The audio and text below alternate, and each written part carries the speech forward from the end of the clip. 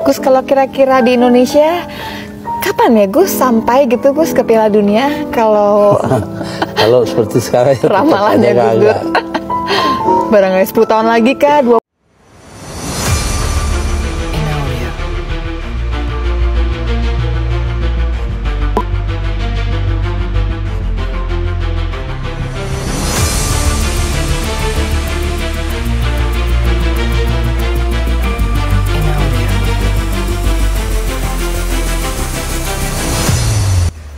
Indonesia harus masuk Piala Dunia. Itu tekad kita. Hai semuanya, selamat datang di channel YouTube Garuda IDN. Berikut ini kami akan membagikan kumpulan berita timnas terbaru nih, diantaranya sebagai berikut.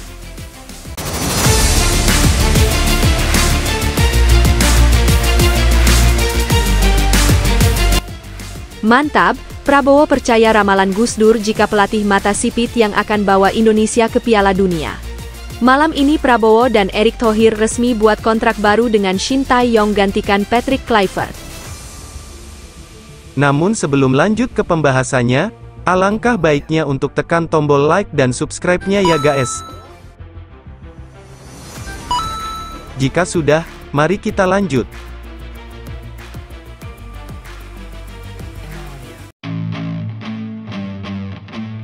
Timnas Indonesia dijadwalkan menghadapi Bahrain dalam laga kualifikasi Piala Dunia, tanggal 25 Maret mendatang. Menariknya, baru-baru ini Menteri Pertahanan Prabowo Subianto mengaku sedikit heran setelah melihat video yang beredar di media sosial. Dalam video tersebut, mendiang Presiden Abdurrahman Wahid atau Gus Dur pernah meramalkan bahwa Timnas Indonesia akan lolos ke Piala Dunia di bawah asuhan seorang pelatih bermata sipit.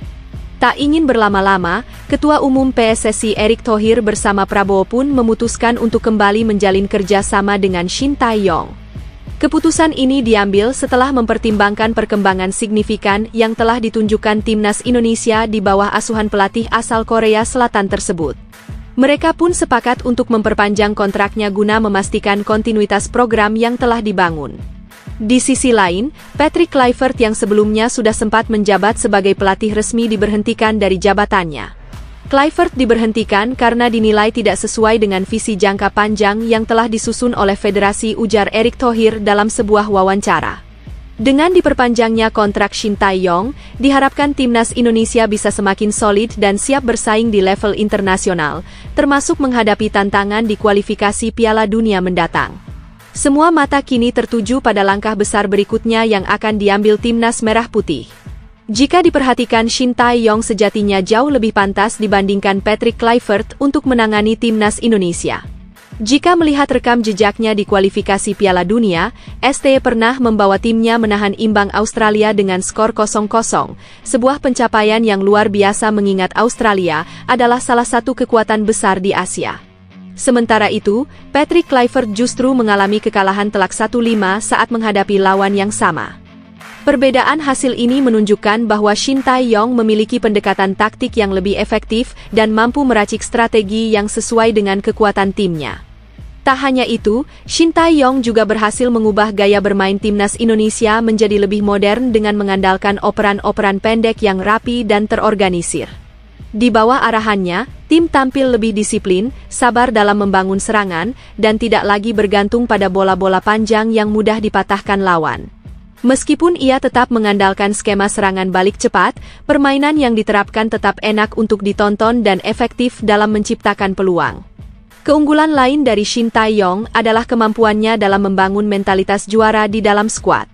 Ia tidak hanya fokus pada taktik di lapangan, tetapi juga menanamkan semangat pantang menyerah dan kepercayaan diri kepada para pemainnya. Dibandingkan Kluivert, yang belum memiliki pengalaman menangani tim di level internasional secara kompetitif, Shin Tae-yong jelas lebih berpengalaman dan cocok untuk membawa Timnas Indonesia ke level yang lebih tinggi. Mulai malam ini hingga menjelang pertandingan, Shin Tae-yong akan langsung memimpin sesi latihan perdana Timnas Indonesia sebagai persiapan menghadapi Bahrain. Dengan pengalamannya dari pertemuan sebelumnya, Shin Tae-yong tentu sudah mengantongi berbagai strategi untuk mengantisipasi permainan lawan.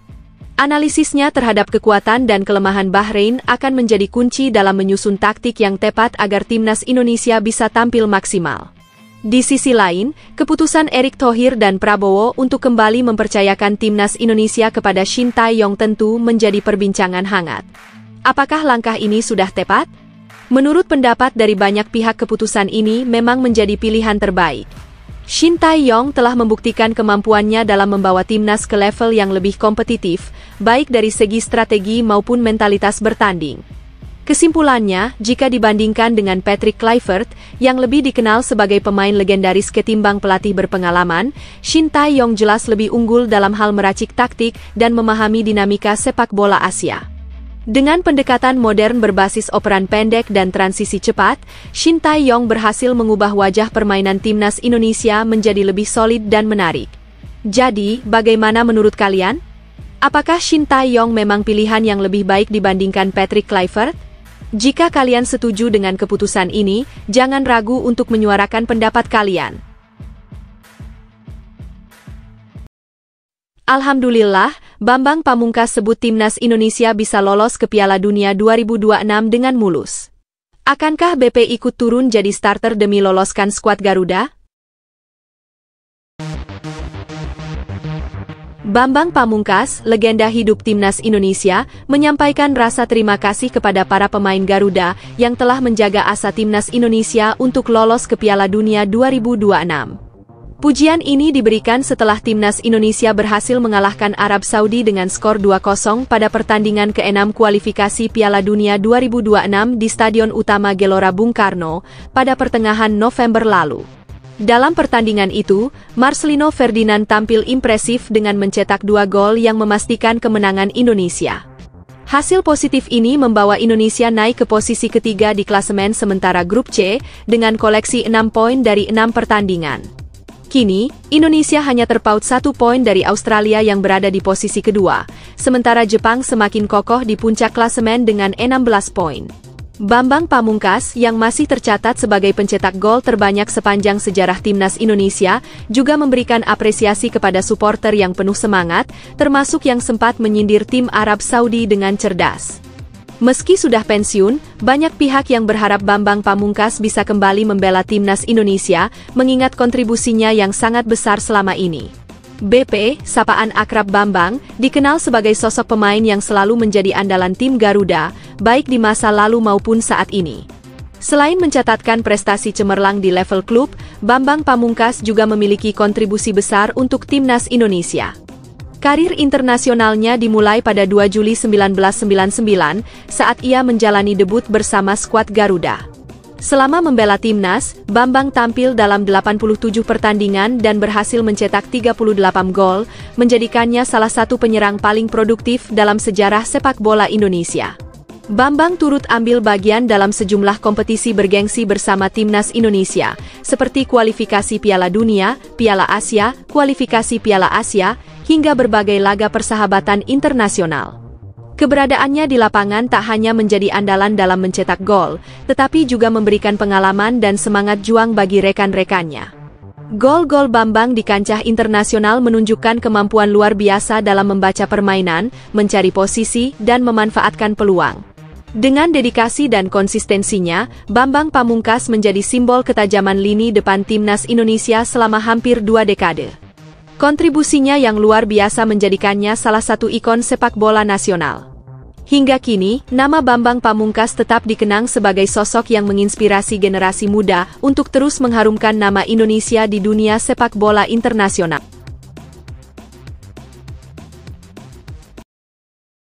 Yes, renovasi Stadion Kanjuruhan hampir selesai dilakukan. Kini stadion tersebut sudah standar FIFA dan bisa digunakan untuk kompetisi-kompetisi internasional. Kualitasnya tak kalah dari GBK. Renovasi Stadion Kanjuruhan di Malang, Jawa Timur, telah mencapai hasil yang memuaskan dan dinilai telah memenuhi standar FIFA. Fasilitas stadion yang merupakan markas Arema FC ini telah diperbarui menggunakan standar internasional, menjadikannya lebih modern dan aman. Peninjauan langsung progres renovasi dilakukan oleh Direktur Operasi Iwaskita Karya, Ari Asmoko, bersama Wakil Menteri Pekerjaan Umum, Diana Kusumastuti. Mereka melihat secara langsung lapangan sepak bola dan trek atletik yang kini telah bersertifikasi FIFA. Ari Asmoko menyatakan bahwa secara keseluruhan, renovasi stadion yang memakan biaya sebesar lebih dari 300 miliar rupiah ini telah berjalan dengan baik dan sesuai dengan rencana. Stadion Kanjuruhan yang memiliki luas 3,4 hektar dan kapasitas lebih dari 21.000 penonton, kini dapat menjadi kebanggaan warga Malang dan siap mendukung berbagai kegiatan olahraga, termasuk pertandingan internasional.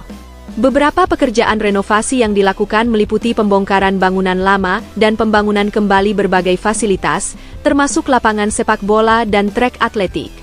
Renovasi juga mencakup 3 area utama, yaitu area dalam stadion, area penyangga yang dilewati penonton berkarcis, serta beberapa pintu akses. Selain itu, perhatian khusus diberikan pada aspek keselamatan, seperti jalur evakuasi, konstruksi yang lebih kokoh, sistem kelistrikan yang lebih baik, serta prasarana keamanan terkait kebakaran dan petir. Tidak hanya dari sisi keamanan, renovasi ini juga bertujuan untuk meningkatkan kenyamanan penonton. Beberapa fasilitas pendukung seperti tempat duduk, toilet, dan sirkulasi di dalam stadion diperbaiki untuk menciptakan pengalaman yang lebih baik bagi pengunjung. Semua perubahan ini dilakukan agar Stadion Kanjuruhan dapat memenuhi kualifikasi internasional dan siap digunakan untuk pertandingan yang lebih bergengsi. Dengan peningkatan signifikan yang telah dilakukan, Stadion Kanjuruhan kini siap menjadi salah satu venue utama untuk pertandingan berskala internasional. Transformasi ini menjawab tantangan yang selama ini dihadapi stadion-stadion di Indonesia dalam memenuhi standar global. Pembaruan fasilitas tidak hanya meningkatkan kualitas pengalaman bagi pemain dan penonton, tetapi juga membuka peluang besar bagi Malang untuk menjadi tuan rumah turnamen internasional. Hal ini diharapkan dapat mendorong perkembangan sepak bola Indonesia secara keseluruhan, sekaligus menempatkan Malang sebagai salah satu pusat penting dalam peta sepak bola nasional dan dunia. Tak gentar, Timnas Indonesia U17 tetap pasang target lolos ke Piala Dunia U17. Meskipun tantangannya lebih besar karena AFC tiba-tiba meloloskan Timnas Iran ke Piala Asia U17. Langkah Timnas Indonesia U17 menuju Piala Dunia U17 2025 diprediksi menjadi semakin berat akibat perubahan mendadak yang dilakukan oleh AFC terkait kelolosan Timnas Iran U17 ke putaran final Piala Asia U17 2025. Perubahan ini tidak hanya mengubah dinamika kompetisi tetapi juga memengaruhi posisi Indonesia dalam undian grup. Awalnya, Timnas Indonesia U17 ditempatkan di pot 3 dalam pengundian grup Piala Asia U17 2025. Posisi ini memberikan keuntungan karena peluang untuk bertemu dengan salah satu tim di pot 4, seperti Oman, Uni Emirat Arab, Irak, atau Korea Utara, menjadi lebih besar. Pertemuan dengan tim-tim dari pot 4 dinilai relatif lebih ringan dibandingkan harus menghadapi tim-tim unggulan di pot yang lebih tinggi. Namun, situasi berubah setelah Timnas Irak U17, yang sebelumnya dipastikan lolos ke putaran final sebagai salah satu dari 5 runner-up terbaik, dinyatakan tidak lagi memenuhi kriteria. Timnas Irak U17, yang sebelumnya mengumpulkan 3 poin dengan selisih 3 gol, tergeser oleh Timnas Iran U17 berdasarkan aturan tertentu yang diterapkan AFC. Kehadiran Timnas Iran U17, yang memiliki reputasi kuat di level Asia, langsung mengubah peta persaingan. Tim ini dikenal memiliki sejarah panjang di dunia sepak bola junior, dengan catatan penampilan impresif di berbagai turnamen. Hal ini membuat tantangan Timnas Indonesia U17 menjadi semakin berat, karena kemungkinan bertemu lawan yang lebih tangguh dalam fase grup menjadi lebih besar. Meskipun begitu, pelatih dan pemain Timnas Indonesia U17 tetap menunjukkan semangat dan tekad tinggi. Target utama mereka adalah meraih kemenangan di setiap pertandingan, apapun lawannya.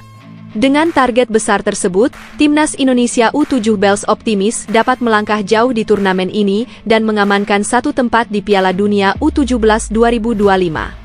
Piala Asia U17 2025 bukan hanya soal persaingan, tetapi juga menjadi panggung untuk membuktikan kualitas skuad Garuda Muda di level Asia. Kehadiran Iran memang meningkatkan level kompetisi, namun hal ini sekaligus menjadi peluang bagi Indonesia untuk menunjukkan bahwa mereka layak bersaing dengan yang terbaik. Dukungan penuh dari seluruh elemen, mulai dari pelatih, pemain, hingga supporter, diharapkan dapat mendorong timnas U17 untuk mencapai hasil maksimal dan membawa nama Indonesia bersinar di kancah sepak bola internasional. Mantap betul, Kevin Dix akan hijrah ke Liga Inggris bersama klub Leicester City. Netizen senang, akhirnya timnas Indonesia punya pemain yang berkarir di liga paling bergengsi di dunia ini. Leicester City dikabarkan tengah mempertimbangkan untuk merekrut bek timnas Indonesia, Kevin Dix, jika ia benar-benar dilepas oleh FC Copenhagen. Rumor ini mencuat seiring dengan meningkatnya nama Dix sebagai salah satu pemain yang menarik perhatian dalam bursa transfer musim dingin. Kevin Dix, yang kini berusia 28 tahun, hampir dipastikan tidak akan melanjutkan karirnya bersama FC Copenhagen. Hal tersebut disampaikan langsung oleh Direktur Olahraga FC Copenhagen, yang mengungkapkan bahwa klub memberi peluang bagi Dix untuk mencari pengalaman baru di tempat lain. Menurut Smith Nielsen, keputusan ini bukan datang dari sang pemain, melainkan dari manajemen klub yang merasa Kevin layak mendapatkan kesempatan lebih besar di liga lain. Meski demikian, Dix masih terikat kontrak dengan klub berjuluk Biensholt tersebut hingga saat ini. Situasi ini membuat sejumlah klub mulai melirik jasa pemain keturunan Indonesia Belanda tersebut. Salah satu tim yang dikabarkan tertarik adalah Leicester City. Bahkan, nama Dix disebut masuk dalam daftar 6 pemain yang direkomendasikan untuk direkrut oleh The Foxes pada bursa transfer Januari. Jika transfer ini benar-benar terrealisasi, dampaknya tidak hanya positif bagi Kevin Dix secara individu, tetapi juga bagi perkembangan timnas Indonesia. Bermain di kompetisi bergengsi seperti Liga Inggris akan memberi Kevin peluang emas untuk berhadapan dengan para pemain kelas dunia, seperti Marcus Rashford, Bukayo Saka, Cody Gakpo, hingga Erling Haaland. Kompetisi yang penuh intensitas dan persaingan ketat ini tentunya akan mengasah kemampuan teknis dan mentalnya di level tertinggi. Pengalaman berharga ini dipastikan akan meningkatkan kualitas permainan Kevin Dix. Ketika kembali membela skuad Garuda, ia dapat membawa pengaruh besar, baik dalam segi permainan maupun mentalitas juara yang dibutuhkan untuk menghadapi lawan-lawan tangguh di kancah internasional. Tak hanya itu, keberhasilan Kevin menembus Liga Inggris juga akan menjadi kebanggaan tersendiri bagi Indonesia. Ini membuktikan bahwa pemain berdarah Indonesia memiliki kemampuan untuk bersaing di panggung sepak bola dunia. Lebih jauh, transfer ini akan meningkatkan citra sepak bola Indonesia di mata dunia, membuka jalan bagi talenta-talenta lain untuk mengikuti jejak serupa. Dengan bermain di Liga Inggris, Kevin Dix tak hanya mengukir prestasi pribadi, tetapi juga membawa nama Indonesia ke level global, menjadi inspirasi bagi generasi muda tanah air. Mantap, Ole Romeni bakal gabung Oxford United di awal tahun 2025 ini. Publik Inggris langsung terkejut dengar nilai harganya. Mereka yakin Ole bisa naik ke Liga Inggris di tahun kedua. Supporter Inggris langsung memberikan reaksi setelah kabar mengenai negosiasi antara Oxford United dan Ola Romeni, calon pemain timnas Indonesia, mencuat. Media Belanda melaporkan bahwa klub asal Inggris tersebut tengah dalam pembicaraan lebih lanjut dengan FC Utrecht untuk mendatangkan Romeni pada bursa transfer Januari mendatang. Menurut laporan tersebut, Oxford United, yang dimiliki oleh seorang pengusaha Indonesia, siap mengeluarkan dana hingga 2 juta euro sekitar 33 miliar rupiah untuk mendapatkan pemain berusia 24 tahun ini. Proses negosiasi dikabarkan sudah berjalan dengan lancar, dengan harapan Romeni dapat segera menjalani tes kesehatan sebelum menandatangani kontrak dengan klub Liga Inggris tersebut. Terlepas dari adanya ketertarikan klub-klub besar Eropa pada Romeni, respons dari supporter Inggris terhadap rencana transfer ini sangat positif. Mereka menganggap pemain yang memiliki catatan performa impresif di klubnya ini dapat menjadi tambahan yang berharga untuk lini serang Oxford United. Dengan statistik yang cukup menjanjikan di FC Utrecht, Romeni dinilai memiliki potensi besar untuk beradaptasi dengan cepat di Liga Inggris dan memberikan dampak positif bagi timnya. Keputusan Oxford United untuk mendatangkan Romeni menjadi langkah penting, baik untuk pengembangan tim maupun untuk membawa talenta internasional ke dalam skuad mereka. Seperti yang kita ketahui, Ola Romeni resmi bergabung dengan FC Utrecht pada Juli 2023. Sejak kedatangannya, ia telah tampil sebanyak 18 kali di 3 kompetisi Eredivisie, Toto KNVB Beker, dan playoff Liga Konferensi. Musim lalu, Ula berhasil mencetak 1 gol dalam pertandingan melawan Heracles Almelo. Memasuki musim ini, performanya meningkat signifikan.